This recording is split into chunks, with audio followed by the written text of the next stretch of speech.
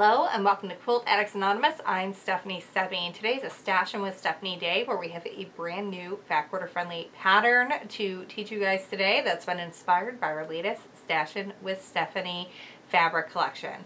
This month we are working with Mystic Moon from Robert Kaufman. It is absolutely gorgeous. It's lots of jewel tones and it has these gorgeous, beautiful owls. So I wanted to make sure that we were able to really showcase those owls. So for the first time ever, we're going to be fussy cutting for Stashin' with Stephanie. Now I know I've shown you guys fussy cutting before, but with this one, what I did was I designed the quilt so that way you would have extra fat quarters.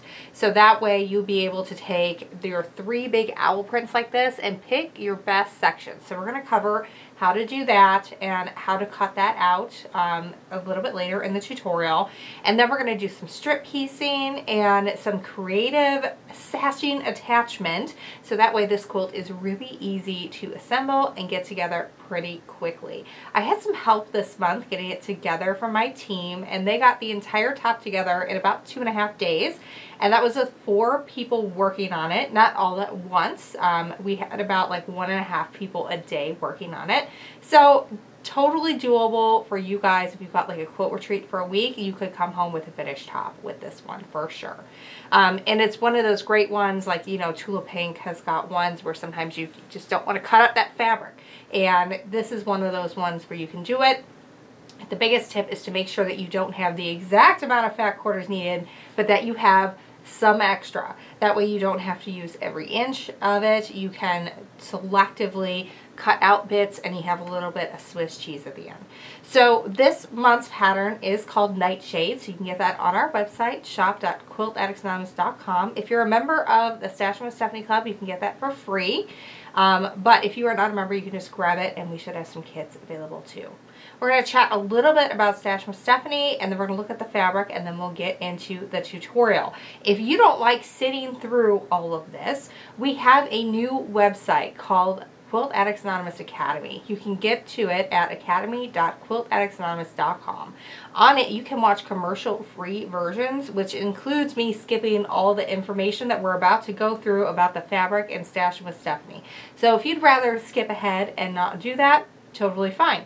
You can go take a course on how to piece and how to quilt that, and that is available on there for a low cost. So you can go check that out. We'll put a link in the video description below if you would rather skip through all of this. If you don't mind it and you don't mind the YouTube ads, then you know you can keep watching here, but just so you know, that is available there for you. So when you join Stashin' with Stephanie, we send you 10 fat quarters a month from a brand new, just released modern quilting collection. I go through all the collections that are released each month and I pick the one that I think is the strongest, and we try to have a range of fabric so that way you're not getting the same thing all the time.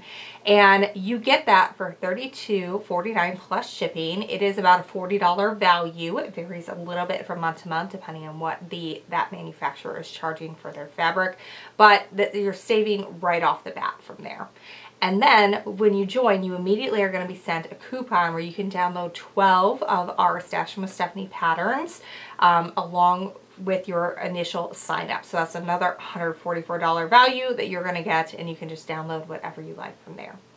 And then each month after that, until you've been a member for 6 months, we'll send you a coupon code for 2 additional patterns. So that way you can get the newest pattern that we've come out with, and this month it's Nightshade, plus 1 other that you didn't get with your first 12 that you downloaded. And then once you've been a member for 6 months, you have unlimited access to all downloads. If you take a break anytime in there, then your accrual will still count, so it's not like you have to be 6 continual months of membership.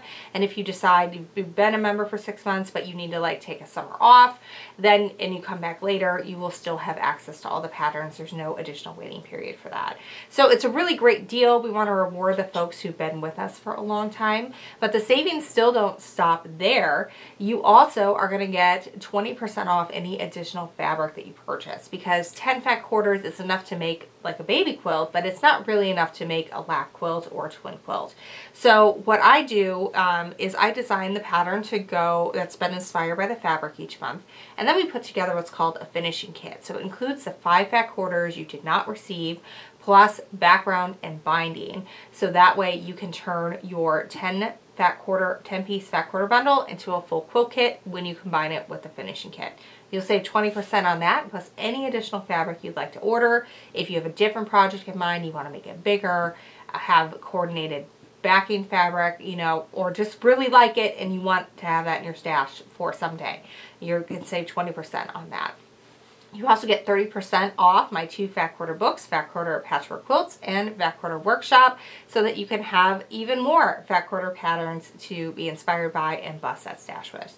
Almost all of the patterns come in multiple sizes, and they also go together very quickly. I usually am making mine start to finish in less than a week while doing many other things around here, working and also raising 2 small children who have many things going on in the evening that I basically have a part-time job running them around to. So this is definitely something that you can get done, and don't feel like you ever need to keep up with it. You know, you can just have the stash and get to it later. That's fine too. So check that out, and you can join over at shop.quiltaddictsanonymous.com. Just one heads up, if you join before the end of May, I think there's 31 days in this month if my brain is functioning correctly, then you will get your first bundle shipment around the 22nd of June. If you wait until June 1st to join, then you're going to be waiting until July 22nd to get that first shipping notification. We ship all the bundles at the same time because we want, from the previous month's payments, because we want to make sure that everybody has the same opportunity to get additional fabrics. We haven't been ordering as much additional fabric lately because, to be frank, our goal is to sell out, because then that means we can make a profit and we can continue paying our employees and bringing you new fabrics and new goodies. So we want to make sure that our members get first dibs on that, which you will receive if you're a member. And then if you want to get more, you can do that. But we want to make sure that everyone has that same opportunity. So that means they all have to go out at the same time. All the discounts have to go out at the same time. So that there's a little bit of a wait, which is why we give you the discount. So you can, if you want to get this, we've already shipped it out to our current members, but we are kits available. So if you check out on your second purchase with this, then you'll be able to save 20% on this kit and have that in your life. So you can work on that while you're waiting for your first bundle. You can work on any of the 12 patterns that you have and just go through your stash with that. So it's a really good deal, a really great way to save money on quilting, which I know everyone's trying to save a buck these days. So it's a good deal to be able to be inspired, have something that you know you want to do with the fabric. And you can also see all the previous ones that we have put out there, so you can kind of get a handle on our tastes and decide if it's something that you might like too. All right, check all that out over at shop.quiltaddictsanonymous.com. Let's take a peek at this month's fabric. So what Robert Kaufman is doing is they are not doing as much with like big name designers anymore. What their digital team is doing, their design team is doing, is they're taking pre-produced artwork and then putting it in fabric repeat format. And some of the results have been absolutely spectacular. This is one of them.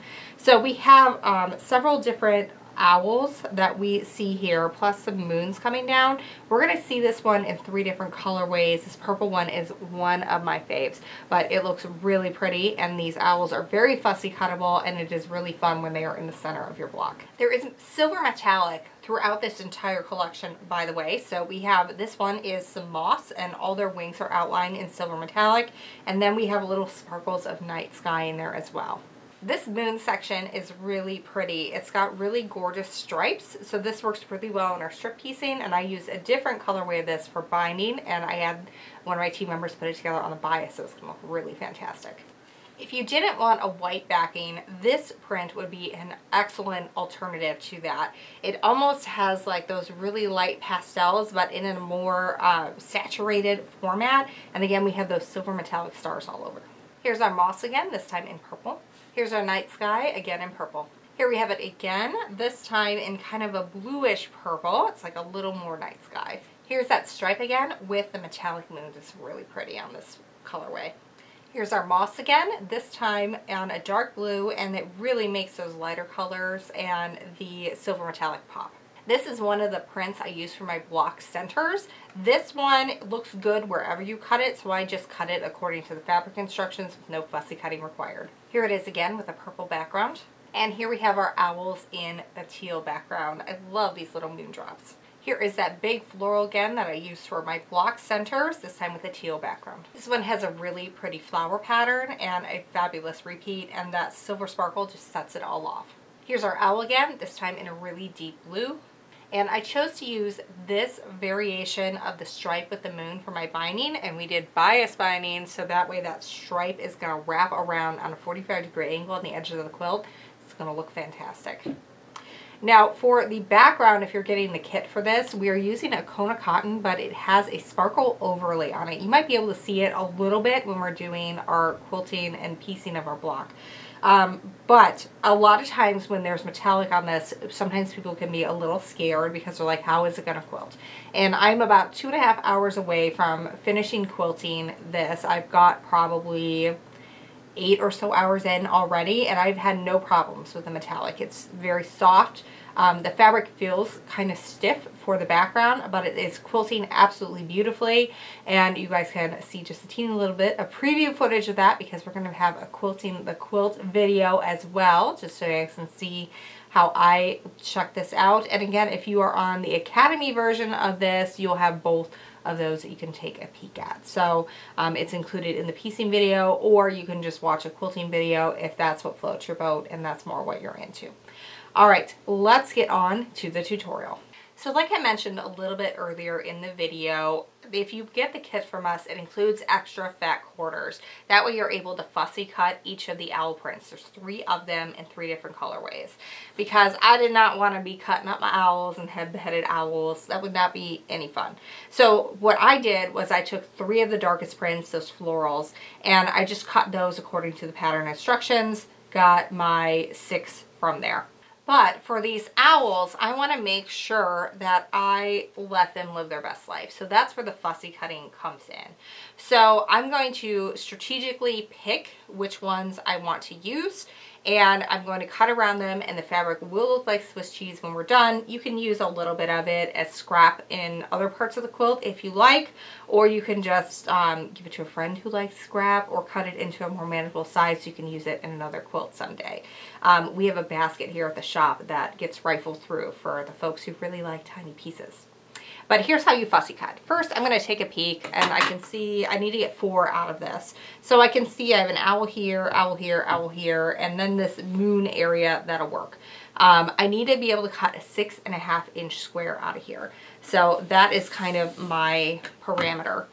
So if I cut here, I'm not going to be able to get the whole owl, but I'm also going to be encroaching on this owl, and he might not be centered.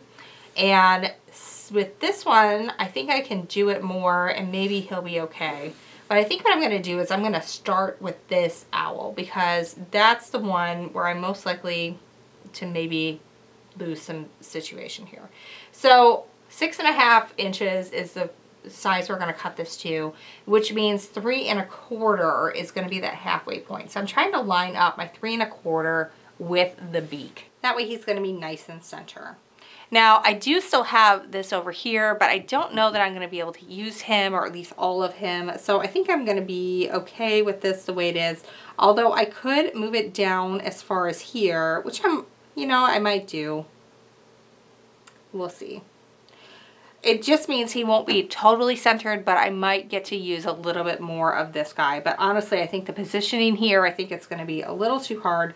So we're going to go ahead and we're just going to center him a little more. So I like the way he's at. I kind of have equal amounts of space below this flower as I do above his head. It's looking pretty good. My beak is center. So now I'm going to put my hand down. I always keep my pinky on the side there. It kind of helps me hold that ruler steady. And I'm going to cut up into the side. Now I'm going to turn my entire mat around.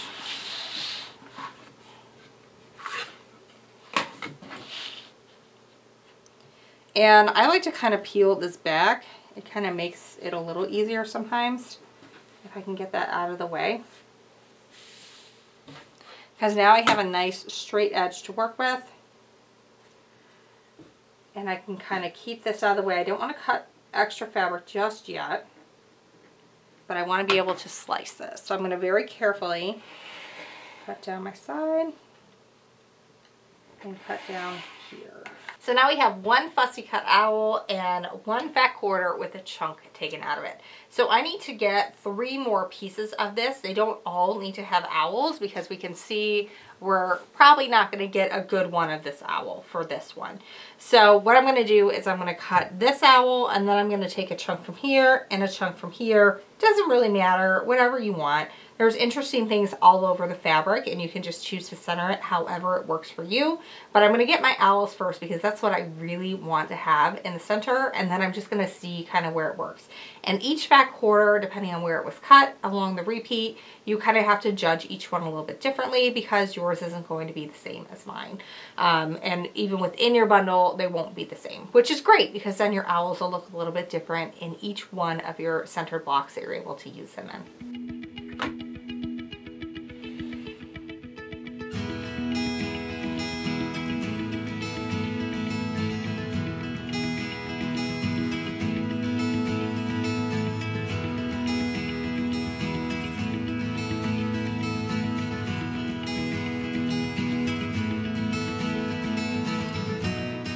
Alright, so I finished cutting out my 4 squares from my fat quarter that I fussy cut. You can see it looks like Swiss cheese, but I've got 2 cute ones of the moon and falling stars and 2 cute ones of the owls that will make fabulous centers. So just make sure when you're planning that you are going to have enough for your block centers, and that may mean getting some extra fabric. So just make sure you plan that, because you wouldn't want to just like have an owl butt or a decapitated owl somewhere in your... It's just no good. You just get a little bit extra fabric, except that there will be a little bit of waste that maybe could be used in something else, and have your quilt block center be gorgeous. Alright, so next up we're going to strip piece. If you are beyond beginner quilting, you probably have done this. What we're going to do is we're going to sew along the long sides of each one of these with a 1/4 inch seam and press that seam open to create 3 long strips. What this does is it is going to speed up our time because essentially we need 3 squares sewn together. And so instead of cutting everything first and then sewing it together, we are able to sew it together and then cut it down. So that's a lot faster than cutting a bajillion tiny squares and sewing all the bajillion tiny squares together. It also results in straighter rows because there's less room for error there. So let's get sewing these together. Alright, so we're going to start by taking the selvage edges and keeping those together, and I'm going to line them up. That's going to give you a little bit less waste when you go to trim everything down later because everything is all together on the side. Now I just have my sides lined up. I don't pin any of this. I don't think there's really a point to it, but I've just got my 1/4 inch seam sewing. And what I like to do is kind of lift them up and put them together, lining up the sides, and then I just put my finger on the edge where I've got it lined up too. And then I'll just let the feed dogs pull the fabric and my finger up. And once I've got to the point to where my finger is now here, you repeat and continue on until you get down to the end of the strip set.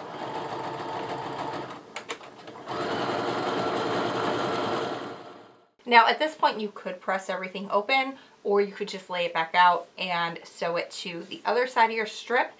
Again, keeping those selvage edges together and even, so that way we have less waste when we go to cut these into strip sets. I like to just press everything at the end when I'm all done. So I'm going to go ahead and flip these guys right sides together and do that process a second time. Now I love to press my strip sets open. It makes for a really straight join, but there are ways that you can do this wrong and have some problems. The biggest thing is you want to make sure you don't have any pleats that are pressed in, and that starts with getting a super flat seam to start with. So I start by opening that up and kind of finger pressing it open with 3 fingers. And then I'm going to put the tip of the iron straight down that seam. And because I've already sewn that side on too, I'm kind of angling that iron so it's toward me.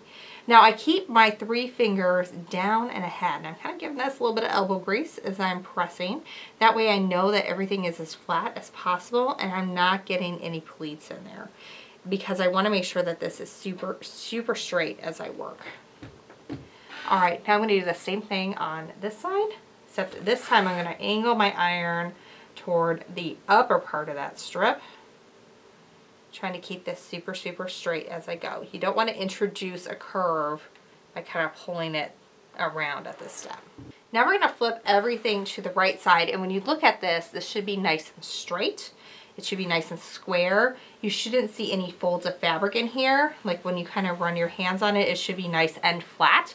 If you see any folds in there or it's not straight, something has gone wrong.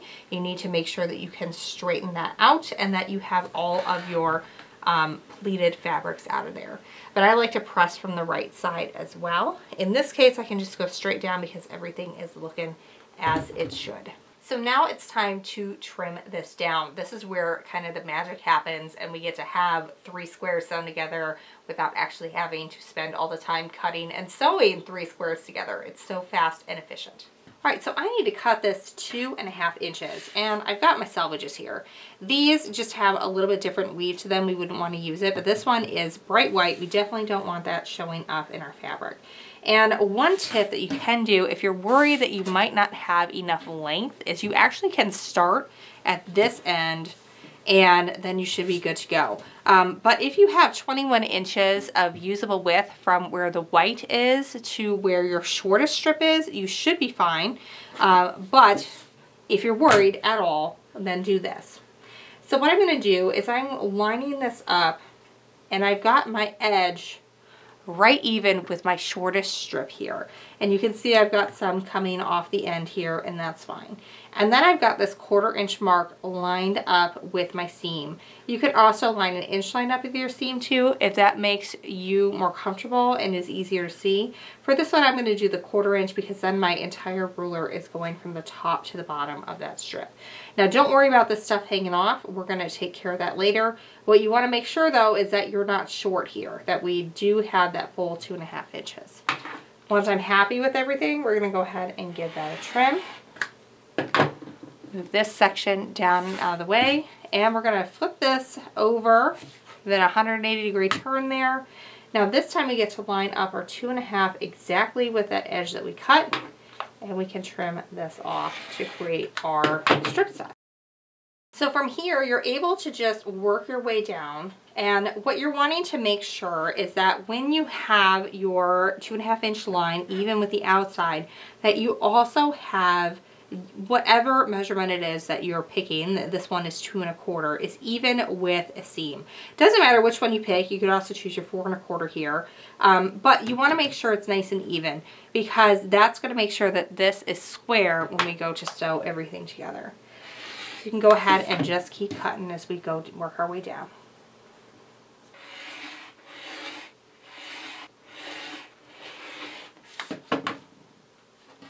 All right, I've got one more to cut here, but I want to show you what happens if you were to get off, because it does happen. All right, I'm going to deliberately cut myself an angle here so that we can show you how to fix this up.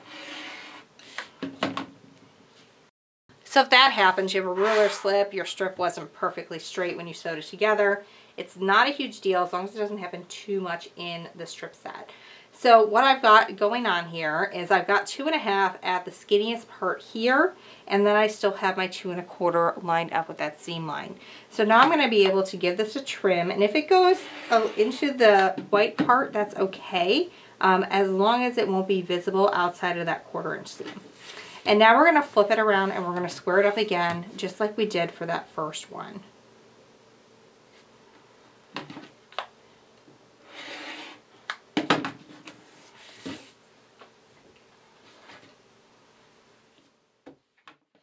And that's all there is to strip piecing. We're going to be doing that both for sets of 3 and then also sets of 3 fat quarter strips with 2 of our background strips on the side. Again, this is a Kona cotton with a silver sparkle on it. It looks absolutely fantastic as a background for this quilt with all of that silver metallic in there, and it actually quilts really well. I was a little nervous about it, but it did great. All right, we're going to move on to piecing our block together. All right, we're going to start by aligning our strip sets. I have 3 of our fat quarter strips on the top and bottom of our block. Now this is not something I typically would pin, but I have sewn hundreds of quilts together. So I'm going to show you how to do it if you are a beginner. So what you're going to do is you're just going to flip these guys right sides together, and then I would just put a pin on each corner, and if you're feeling like you need it, you can also put one on the center as well. Now your strip should be the same width as your block, But if for some reason it's not, as long as you're not off by more than 1/4 of an inch, you can give it a little bit of tension as you're sewing it together, and it'll quilt out in the end and it'll be okay. Because especially as we're getting used to quilting, sometimes our 1/4 inch stitches aren't perfect, and we just need to, you know, have some more experience, and that's all right. There's nothing wrong with that.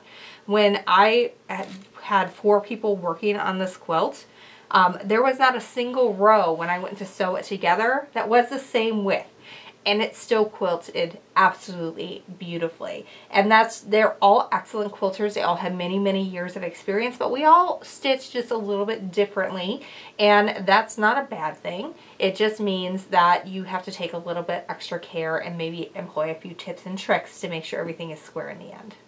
So I only ever leave that pin in long enough to get everything underneath the sewing machine. Then I immediately pull it out before I start sewing. Now I'm sewing with my open seams up. That's because sometimes they can kind of get flipped the wrong way when they go over this part of your sewing machine. Eventually that's going to be inevitable and you'll just have to deal with it. But for right now, you can save yourself some headache by keeping that part up. We're going to press these seams open as well. I find it makes for a very square, very precise block because you're not losing the teeniest little bit of fabric to that fold. And it also works great no matter what you plan to do for quilting, because I'm able, and I did, quilt right into all the corners of every single one of these squares, and I never had any problems with seams being too bulky for that. You just want to kind of be careful and cognizant of those seams so that we don't flip anything going the wrong way. Once I press from the wrong side, I'm also going to press from the right side to get that really nice and flat. Next, we're going to go ahead and add our pieces to the sides. And this is going to be our 3 strip piece of our fat quarters plus our background on either side. And this is what I mean about different people having different seam allowances sometimes. This was pieced by a member of our team, and it is not as wide as this part here, whereas this one here is pretty close on. But what I'm going to do is I'm just going to pin it together, and I'll put an extra pin right in the center, and then I'll talk through how I make that work when I am sewing it together to make sure that everything is nice and square in the end. So when I'm pinning seams together that have been pressed open, I like to look from the top, because my goal here is to get both of those seams right on top of each other, and you can really see to make sure that that seam is right where you want it to be from that way. Now this was the one that was a little short, so I'm going to pin this join next, and we're going to get that where it needs to go. Now, when we look at this, you can see that it's a little gappy. I've got a little bit more fabric here than I do there. But if I give it the slightest pull, it will pull out and it will work. So fabric, you know, it will stretch a little bit. And as long as you are like 1/8 of an inch off or so on something like this, it's going to be okay. You'll be able to get it together, and we'll just give the slightest bit of a tug as we do it, and it'll be fine. This side I don't have any issues with size, so I'm going to skip my middle pin because I don't need it. Alright, we're going to start with our troublemaker side. I started by making sure that my corners were nice and lined up to get started. And then I'm going to stitch until my needle is down in the first half of this sequence. Alright, I've got my needle down in the first half of that seam allowance, and now I'm going to remove my pin. I wait till the very end to remove them because that ensures my seam joins remain good. So now what I'm going to do, this is the part where I've got a little bit more fabric on the bottom than I do on the top. So I'm giving it just a little bit of tension here with my hand, and I'm going to go ahead and sew through that.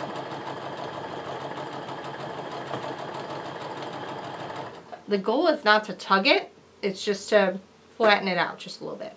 And by keeping that pin in the center, it ensures that you evenly distribute that excess fabric. Alright, now we're going to do the same thing on this side.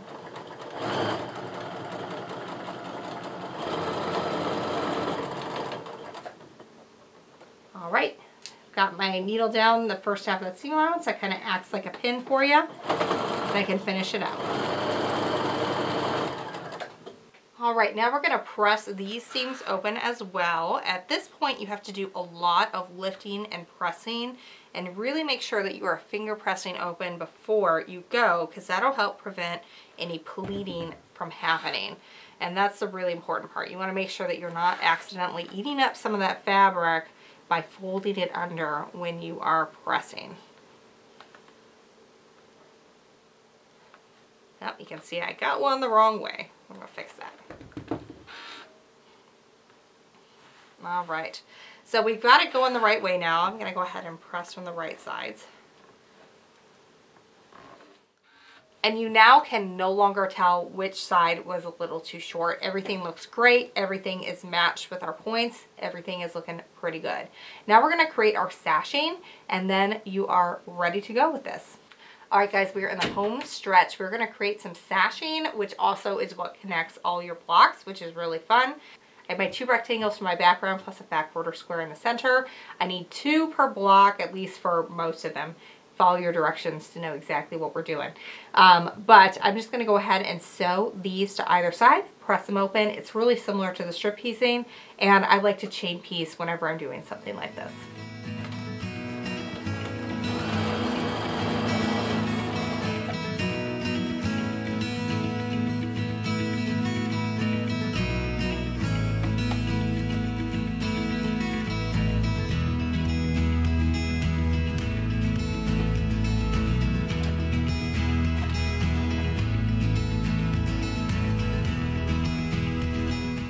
All right, so now we have our blocks, our sashing, and a 2.5 inch square. And we're going to join sashing to the right and the top side of all of our blocks.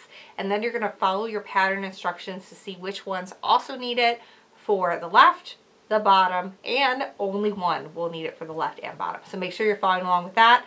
But it's all going to go on the same way, so you can learn this way.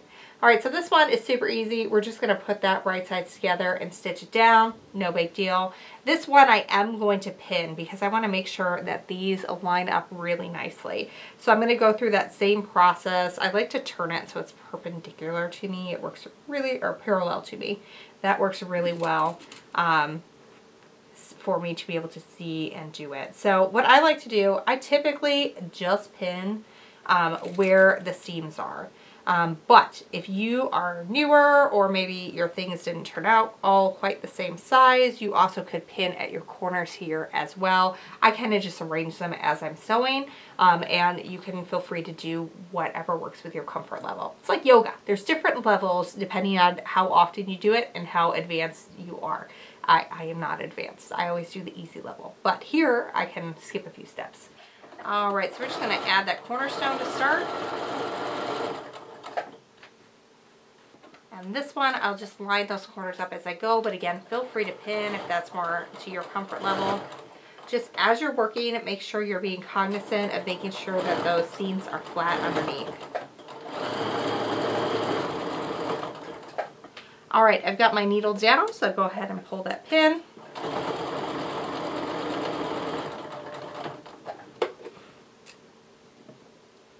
And for this part here, I'm just going to line up those corners, and I just put my finger on top of it. That's really all I do.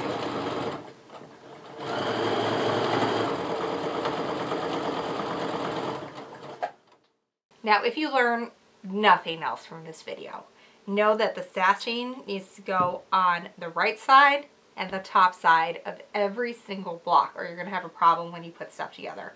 As long as you know that and you do that, you'll be good. All right, we're going to put these right sides together. Pin where our seams join. So one more seam, give this one final press, and our block is done. One thing I'd like to do for my final press is take my spray mister and just give it a good go over.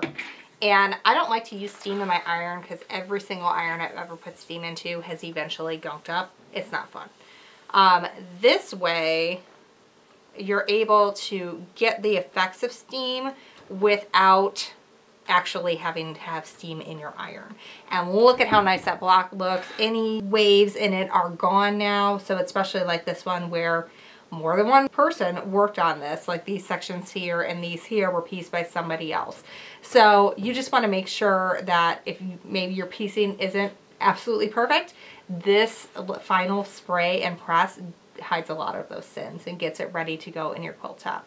All right, from here, most of your blocks are done. Make sure you follow along with your pattern because the first row and the bottom row are going to need some extra stashing to sort of finish that off. But it explains it really well in the pattern. It's called Nightshade, and you can get it over at shop.quiltaddictsanonymous.com. If you enjoyed this, check out Stashing with Stephanie. You get lots of goodies when you join, including free patterns like this one and 20% off Stashing with Stephanie fabric and savings galore. So make sure you check out all the goodies. It's so much fun to be a part of. You get like Christmas in the mailbox every month because you don't know what's coming, but you know it's going to be good. So check that out. And again, if you don't like listening to me talk about things like Stashing with Stephanie at the end of videos or listening to YouTube ads, you can now pay to watch the class and get commercial-free versions of that. And in this one, it's going to also include the quilting tutorial, which is going to be coming up in a couple of days. So if you add the class now, we're going to add that in a couple of days when the video comes out. So you can see how I use ruler work throughout this entire quilt to really accentuate the designs and ease in some of the fullness that was created by having 4 different people work on this quilt top. It's just inevitable. It's what happens when you have a group quilt. But you can't tell anymore because of what I did to quilt it. So if you're interested in learning how to do that, go to academy.quiltaddictsanonymous.com and search Nightshade. You'll find it there. All right, thanks so much, and until next time, happy quilting.